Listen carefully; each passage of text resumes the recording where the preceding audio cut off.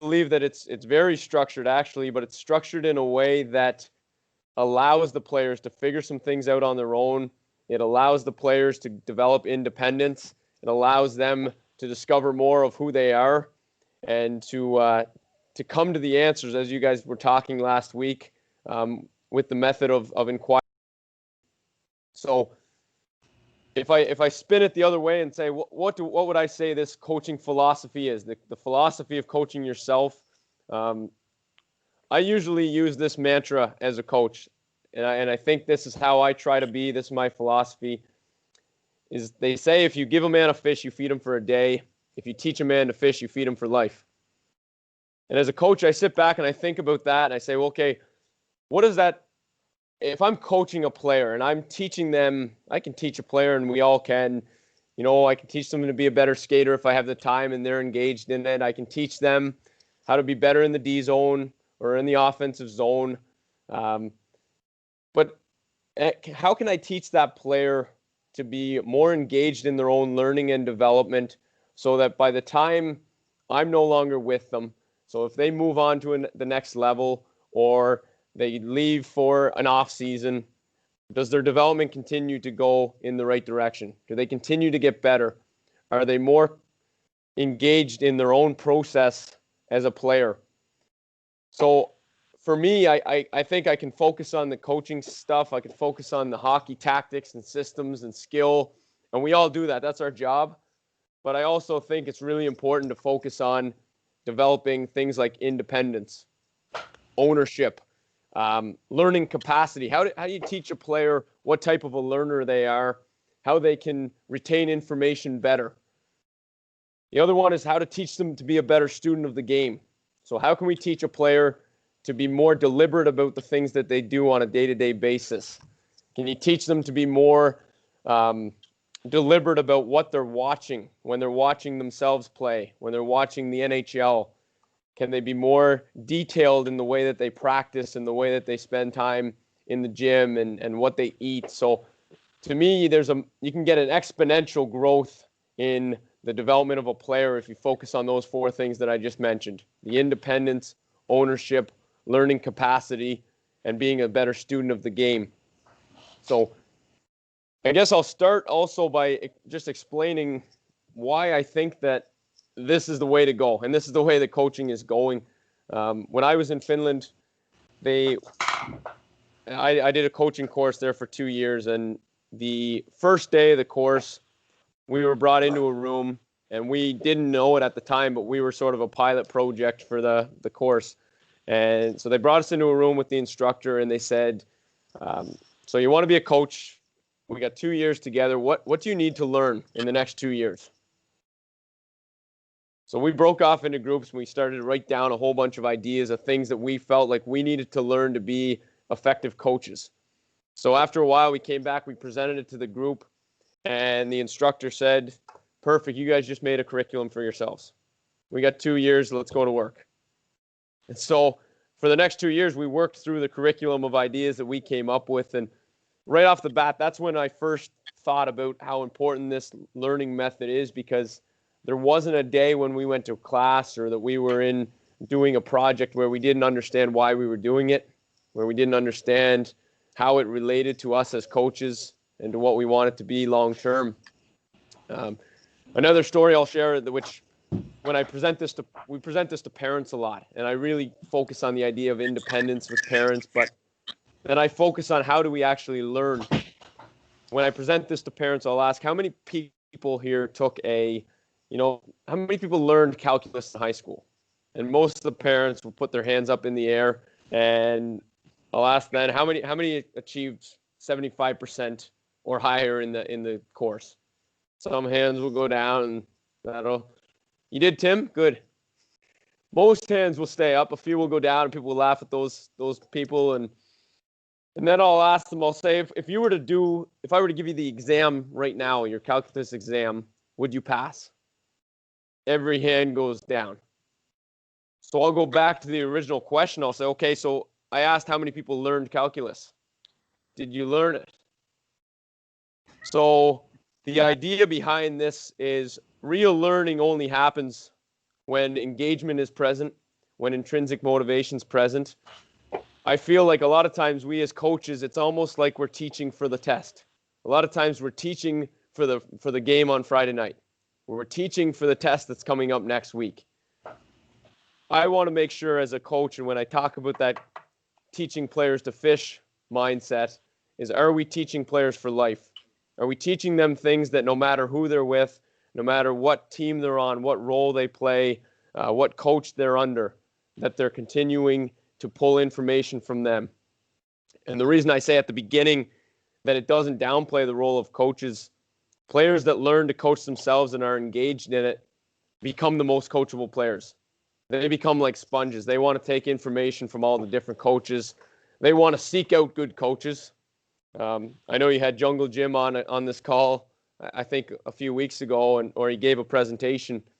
He was a guy I spoke to when I was in Finland, and he told me the stories about him, and told me to look up the YouTube videos of him skiing on the top of a truck and doing starts in his hayloft. And there's a guy who understood his development, and he didn't let lack of resources or lack of coaches affect that. But he's also a guy that went out and sought the best coaches in the world when he got to that point of needing the extra guidance. So I guess when I talk about coaching yourself as a model, when I took over the job in Charlottetown as an assistant coach, I wanted to create a model that would guide me towards doing this. And I wanted to create a structure for the players. So what we did was I created a 4-step process. You can do all 4 of these steps. It works best if you do, but you can also just pull parts of these exercises and do them with the players. First thing I'll say is it only works with motivated athletes that want to get better, that are really into their own development. And the number 2 thing where I'll spend the most time talking here is it starts with self-awareness.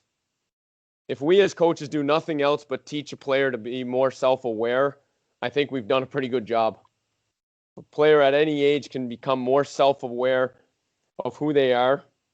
And I'll say that's a difficult thing because, number one, it's not asked of them very often.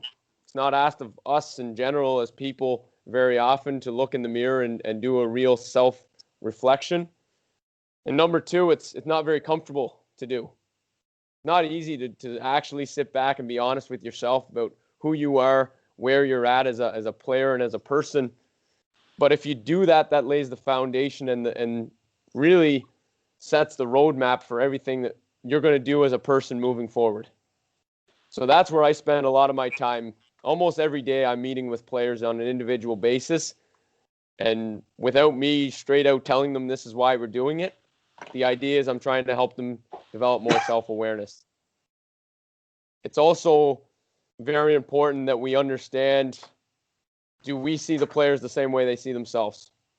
So the exercises I'll share with you in a moment here, I do every one of these exercises on my own before I meet with the player. I never show it to them. But when the player brings their exercise to me, we compare the two. And it's very rare that they're the same. There's usually a divide. Sometimes it's close. Sometimes it's very far. And if it's very far as a coach, we can't get anywhere until we start to bridge that gap. And it's not always that the player needs to move forward or closer to where we are. So most times, actually, it's somewhere in the middle. I got to move backwards, and I got to start to understand the players better as well. So the 4-step model is not rocket science. It's simple, and I think that's why it works. Step number 1 is having players discover who they are. That's a self-assessment.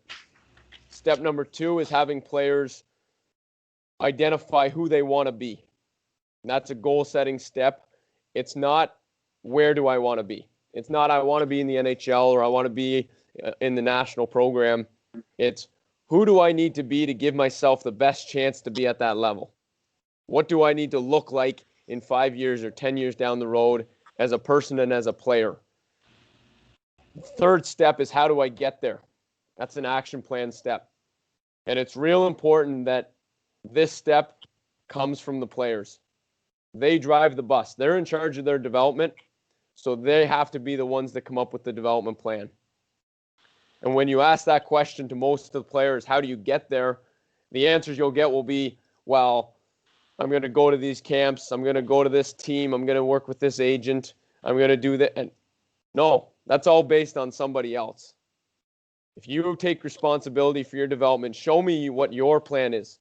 So if you go to a camp, that's great, but you're going to the camp, what are you focused on when you're there? Why are you going? What are you trying to develop? If you're going to away to play on a different team, why are you going? What's your daily focus when you're there? What's your action plan? And then the fourth thing is, am I committed to putting in the work and making the sacrifices to get there? The commitment level. And that's one where most times what happens is when I ask a player to go through these steps, they create an action plan that's unreasonable. They create a plan and it's very detailed and it's actually unreasonable for them. So we'll revisit it and I'll say, oh, are you committed to all the things that you said you need to do in order to get to where you want to be? And oftentimes we'll change it. And it's not a bad thing. We'll change it. We'll make it reasonable for them. And then we'll build on top of it as we go. The idea here of each of these steps has very, very practical things that we can do as a coach. So, for example, the first step, who am I as a player, a self-assessment. There's 3 different exercises that I've used. You can use all 3 together. You can use just one. The first exercise is very simple. You take a sheet of paper, you put a line down the middle of it, you put your strengths on one side and your weaknesses on the other. And this, maybe as a side note, a lot of times I'll present that and somebody will say, well, should we use the term areas to improve? And I understand that, and I'm certainly not against that. But to me, the players that I've worked with and seen that really buy into coaching themselves, they have no issues identifying their weaknesses and admitting. And as we go through the process of trying to help players take more ownership over their development, I find that they're very open about saying, yeah, this is a weakness, and the reason that I'm where I am is I'm open to admitting to that, and I'm open to working on it. So we get the players to come up with a list, strengths and weaknesses. We'll get them then to take it a step further, and I'll say, okay, circle one thing on the strength side. I call it a separating factor. Circle one thing that's a separating factor for you that makes you the player that you are. That if you're going to be as successful as you can be, that's going to be the reason why. And I'll say that's the most important thing to focus on. Like Alex Ovechkin probably practices his one-timer from the power play spot more than anything else. Why? Because that's who he is. That's what makes him great. That's what's going to keep him being great. On the flip side, then I'll say, okay, well, I want you to circle one thing on the weakness side, and I want you to be honest about what you would say is your limiting factor. Maybe it's holding you back right now. Maybe it's something that in 5 years' time, if you don't make it to where you want to be, you would say that would be the reason why. That's the limiting factor. And you work at it. Now, we revisit this all the time with the guys, and sometimes those things will change after a month or a year. Sometimes I know players will have the same limiting factor for their entire career. And in pro players, the reason I think some of them are where they are is they're willing to admit that that's their limiting factor and either A, play a game that hides it, or B, work at it. And there's nothing wrong with that, but they're honest about themselves and they understand. So they have that great self-awareness. The second exercise that you can do is a simple role model exercise. So you ask the player, who do you model your game after? And then the more important part of that is explain why. So you start to get some elements of, okay, I think I play the game like Brendan Gallagher. Okay, why? What elements of his game do you have in yours? What we'll do with our guys is I'll make sure that if they share, say it's Gallagher, I make sure that I go and I find clips of Brendan Gallagher and I'm showing clips of him compared to their own clips throughout the season. And that's why I say this is more demanding on coaches because it's a time-consuming model, but it's one that really motivates them because they can see, okay, here's 3 or 4 situations of the same play that you had. Here's a couple examples of Gallagher in the same situation. What do you notice? What do you see that you'd like to pull from his game and add to yours? The third exercise that I use, this one's very effective because it has a part 2 to it as well, is a scouting report exercise. So you say, if you were to write a scouting report on yourself right now, you were watching yourself from above, watch yourself play, what would the scouting report say? Write a paragraph. The beauty of this is that in that paragraph, you're going to see those separating factors and limiting factors be pulled out. The part 2 to that comes in the second section when you, who I want to be. You talk about goal setting. The simple exercise then is you say, write a scouting report on yourself 5 years down the road, or 10 years down the road, or a year down the road, whatever it might be, the time frame. The scouting report is, who do you want to become? What do you want people to say about you? Now compare the two reports. What's the difference? So I think those 3 exercises can be used and they can be modified at different ages, but they're very effective for helping a player develop more self-awareness. I think it's the starting point for everything. I think that plus these other 3 elements that I'll explain are really the way to improve self-awareness. Number 1 is doing the assessment. Number 2 is constant reflection and guided conversation from the coach. So getting a player to reflect on their games, getting a player to reflect on practices, sitting down with players and watching video, but every question that you ask is based on reflection. Okay, what did you see in this situation? What do you notice differently? The third thing is video, and this can be done as a guided conversation, but it could also be something that you just give to them. We send our players their shifts after every game. We sit down with our players once a week to go through specific themes. We don't show their entire shifts, but we'll pull 3 or 4 clips of the same situations. But they've seen them before. And I think that's really important. They've seen them. They've had a chance to think about it beforehand. And really our conversations with them are just based on us asking questions for them to reflect on. The beauty of video, though, for building self-awareness is it doesn't lie. It's black and white. There's no hidden agenda. It's a learning tool. It's the best learning tool I think we have for this. And the fourth thing is stats. And I know stats can be skewed. They can be pulled in different ways. They can be used to tell different stories. But what I think is very effective is to find 1 or 2 measures for each individual player that really paints the picture of how they play the game. So for us, we've got 5 or 6 things that we really track consistently. And I could probably group my players and say these 6 or 7 players, this one measure is really relevant for them. And I'll share that with them after every game. And we'll sit down every couple of weeks and we'll look, okay, what's the trend? You came up with your development plan. So is the plan working? Are we getting better at the things that we want to get better at?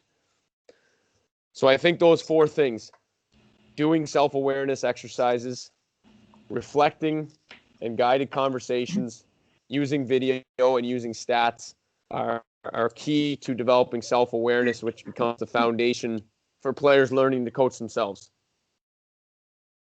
So then the second step, as we talked, is who do I want to be? Goal setting. The future scouting report, I think, is the best exercise for that. It identifies the differences of where you're at versus where you want to be. It allows you to take it to the third step, which is how do I get there? And again, this is coming from the players. Write your own development plan and think about what drills, what exercises, what details are important. What lifestyle changes do you have to make? What resources are out there to help you to get better? You know, I think getting better is not actually that difficult in a sense that it's not complex. We can all get better at anything that we want. But oftentimes our game is structured in a way that players are asked to be passive learners. You ask them what they're doing to get better, and I go to practice and, okay, what are you doing? Well, I don't know. Coach comes up with the drills, so I do the drills that the coach comes up with. I do the off-ice exercise that my trainer provides for me. I remember I golf like maybe a couple of times a summer. I'm not very good at it. And I was out golfing this summer, and I got frustrated because I'm competitive, and I don't know if I had a terrible shot or a hole, whatever happened. And the guy with me came over to me and he said like, man, you got no right to be frustrated. And I said, what do you mean you got no right to be frustrated? Did you see the shot that I just had? He goes, yeah, but you're no good. Like, you're no good. If you were good and if you were out practicing every single day and putting in the work and getting better, and then you go have the shot that you had, then I could understand. And I thought about it, and it's like, you know what? You're right. Like if I wanted to get better at golf, I could go out and I could put in the time, and I could be at the driving range, and I could take myself from maybe here to here, and then I'd get to a point where I plateau, and I would seek guidance. I would seek maybe a swing coach, or I'd go change my clubs, or I'd go to the gym and do things that are specific to the game, and then I'd take another step forward. And I think that getting players to create their own development plan works like that, because learning and getting better is actually addicting. When you start to do it, you start to feel like, okay, I want more. And when you start to hit plateaus, you think, okay, well, what can I do differently here to get myself over the hump? And the other reason that I think that this helps to create more coachable players is when a player creates their own development plan. And let's say the player feels like they're a player that really needs to improve their ability to play down low, to get to the inside of the ice more. Then when I'm doing a team drill and that drill has that element in it, that player's more engaged. They're more into it. They're like, okay, I see how this drill is going to help me to get better, so I'm going to be into this. Maybe I ask more questions to the coach in that drill to see if I'm doing things the right way, or how can I be more effective at it. The other piece to that is then you look at, okay, part of my development plan is who can help me. What coaches are out there that are really good at helping in these specific areas that I need help in? What mentors are there? What camps are there for me? And the fourth and final step is, am I willing to put in the work? The way that we get our players to monitor this is daily journaling. Very simple. It can't be too complex or they won't do it. But they take their development plan that they create for themselves, and it's as basic as looking at it and saying, did I do today what I said I was going to do? Did I put in the work that I said I was going to put in? Did I feel like I got a little bit better today? The beauty of doing this is, as a coach, it actually gives us permission to hold players more accountable. It gives us permission to challenge players more, because now it's coming from them. So I can go to that player and say, like you were the one that said you wanted to get better in this area. You were the one that said you were going to do this. So I'm holding you accountable to it. And if you want to change your plan, if you want to change your goals, then you let me know. Like we'll scale it back. But if you want to be the player that you said you wanted to be, then this is what you felt was required of you. So it makes our job easier in terms of holding players accountable and challenging them a little bit more on that. So that model is really, like I said at the beginning, it doesn't lack structure. It's almost the opposite. If you were to ask my players about me as a coach, structured is probably a word that would come up, but I think it's a structure that allows players the freedom to feel like they're working towards their own goals. It allows them to be in the driver's seat and to drive the bus in terms of their own development, their own plan. And I think in the long term, unless you're coaching at the NHL, all of us have a responsibility to try to set our players up better for success at the next level. And I think this model and the idea of teaching players how to coach themselves is setting them up for success no matter which coaches they're under as they move forward.